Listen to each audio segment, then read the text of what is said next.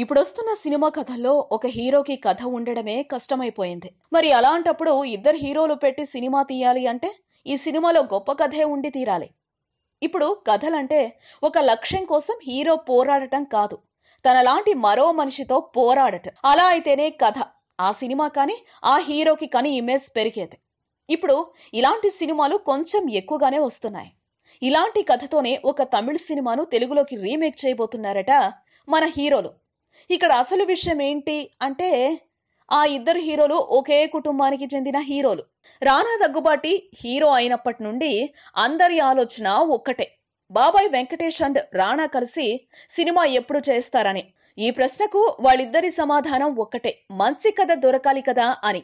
ఇప్పుడు ఈ ప్రశ్నకు జవాబు దొరికినట్లే కనిపిస్తోంది. విక్రమ్ వేధ అనే ఒక తమిళ సినిమా ఈ మధ్యనే విడుదలై మంచి విజయం సాధించింది. ఈ సినిమాని తెలుగులోకి రీమేక్ చేసే ప్రయత్నాలు చేస్తున్నట్టు తెలుస్తోంది. ఇండస్ట్రీ టాక్ ప్రకారం రానా వెంకటేష్ కలిసి ఎప్పటి నుండో కలిసి పనిచేయాలని చూస్తున్నారు. కానీ ఇద్దరికీ సరిపోయే కథలు రాకపోవడంతో ఆ ఆలోచనను మానుకున్నారు. ఈ తమిళ సినిమా మొదలు కాకముందు నుంచే విక్రమ్ వేధ డైరెక్టర్లు పుష్కర్ గాయత్రితో ఒక కథ అనుకున్నారు అని తెలుస్తోంది. కానీ అవి ఏవీ ఒక నిర్ధారణకు రాకపోవడంతో వీళ్ల ఆలోచన ముందుకు సాగలేదు. ఈ తమిళ సినిమాలో మాధవన్ ఒక ఎన్కౌంటర్ స్పెషలిస్ట్ గా నటించాడు.